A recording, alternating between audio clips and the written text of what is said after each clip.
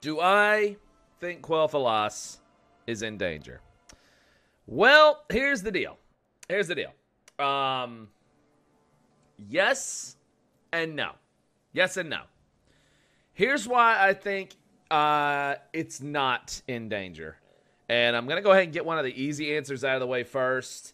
And that's one, Blizzard just likes to pretend Quel'thalas isn't there. So, I mean, they haven't updated it yet. They didn't update it these last couple of years, so why would they now, you know? So that's an easy no. But see, that's a lazy answer, and I don't want the whole thing riding on that. Second reason why I don't think Quel'thalas is in danger. And this has to do with the fact that Blizzard still has yet to update visually in-game the Plaguelands. You know, we really don't know the condition of the Plaguelands right now. We did the quests, you know, in the Plaguelands and whatnot.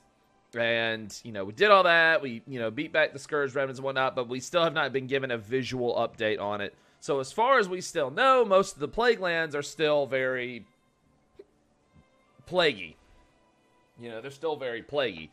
You know, the Western, for the most part, they've managed to start the rebuilding process. But the thing is, the rebuilding process of undoing the taint of undeath on a place, it takes years. It took the Cenarian Circle years to make just that tiny little bit of progress. It also doesn't help the fact that the Forsaken still technically hold Anderhall. So they do hold that lower portion of the Western Plaguelands right now. The fact that the Argent Crusade has that area up north in Hearthglen and whatnot. I believe it is Hearthglen. I could be wrong.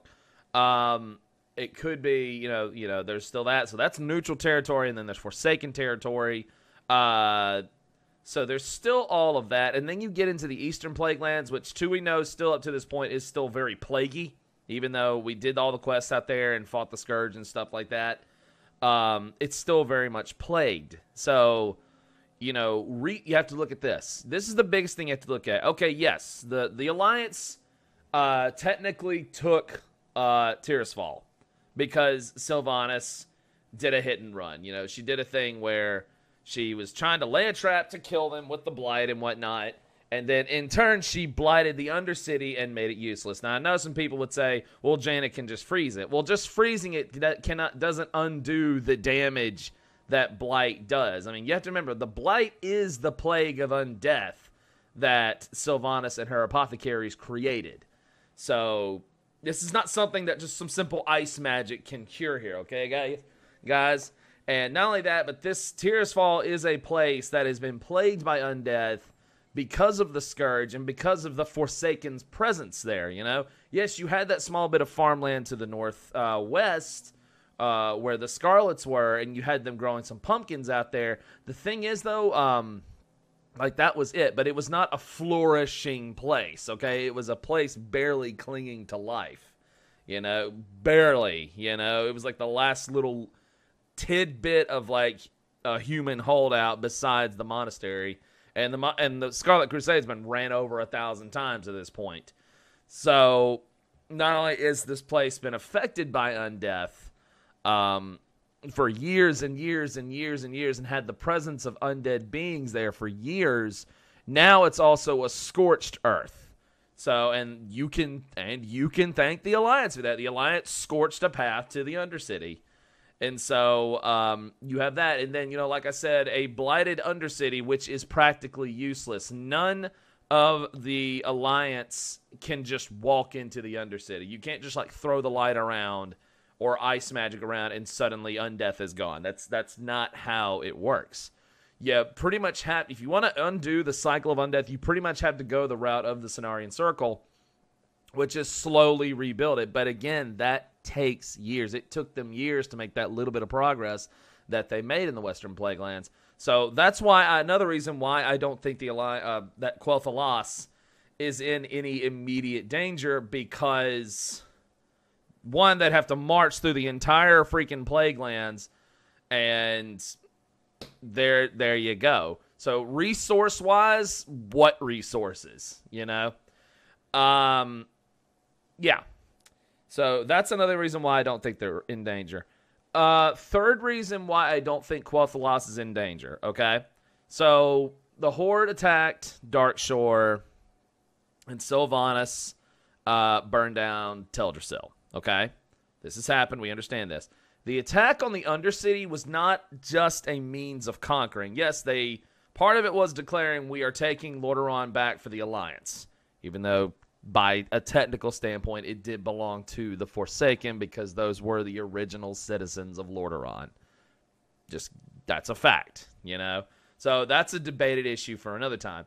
But the Alliance wanted Lordaeron back in the Alliance.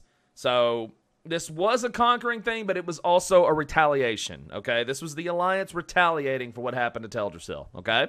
So with that being said, and with Anduin being, you know, peacekeeper, all that, Mr. Boy Scout, why would he march on Quel'thalas? Like, why would he do that? To kick the Blood Elves out? Why would he do that? You know, why would he do that? Well, I mean, why? I mean, that's, you know, yes, you know, the Blood Elves were in the dark, you know, all the races of the Horde partook in the, you know, in the attack on Darkshore and whatnot. And Sylvanas did choose to burn down Teldrassil. But what does Quel'thalas have to do with the burning of Teldrassil? Is he just going to march in there and kick the Blood Elves out of their homeland just cuz? Because the retaliation on the Undercity, like, was done, you know? That was done in retaliation. So really, it's like, you know, at this point, if the Alliance were to march on Quel'thalas and to conquer it, it would almost be hypocritical of them. You know, it would almost be hypocritical of them. But again, I don't really see a logistical reason why they would, as far as Anduin is concerned. As far as Anduin is concerned, I don't see a reason why he would do that. Here's why I do see Quel'thalas being in danger. Let's say that Illyria, or again, more than likely Illyria, convinces Anduin march on Quel'thalas. They kicked the Alliance out of, you know, Kalimdor, and, you know, to give Kalimdor pretty much a fully controlled Horde continent. Well, the Alliance needs the same with the Eastern with the Eastern Kingdoms. Okay, pretty much the only remaining Horde stronghold at this point is Quel'thalas. I could see it for that reason, but it would take a lot of convincing to Anduin to make that happen, in my opinion, unless it's Illyria. You know, Illyria maybe wanting to kill Lor'themar for kicking her and her people out of their home, you know, or Verisa, or, you know, something like that. But again, that's still kind of a stretch for me in that regard. I could see them, maybe not Eversong, but I could see them doing something with maybe the Ghostlands, as far as turning the Ghostlands into a warfront. I don't see them doing that with Eversong, though, because they've already taken out 2 capitals. I don't see them taking out another one. I really don't, at least not right now anyway. I don't see them taking out another capital right now. You know, I could see Illyria maybe convincing Anduin to march maybe on the Ghostlands, but I don't see her taking Eversong. I don't see Eversong becoming the warfront. The other reason I could see this, besides warfronts, the other reason I could see that Quel'thalas is in danger, and I'm going to go ahead and call it right now. I could see, and this one's kind of a just stretch and just me hypothesizing. I could see Sylvanas get to the point where Lor'themar pisses her off. I could see maybe at some point, maybe Lor'themar's reaction to, you know, what happened in the Undercity and them taking Lordaeron back, I could see Lor'themar maybe closing off Quel'thalas and saying, look, we're cornered over here, but we are not abandoning our homeland. I could see Sylvanas get pissed at him for that. And so when I say that Quel'thalas might be in danger, in this instance, I don't see it. This is not a, you know, in danger from the Alliance. This is they're in danger from Sylvanas. So I could see Sylvanas get pissed at Lor'themar, at Lor'themar, if he decides to say, look, we're closed off here, and I've got to protect my home, you know, because this is all we have left.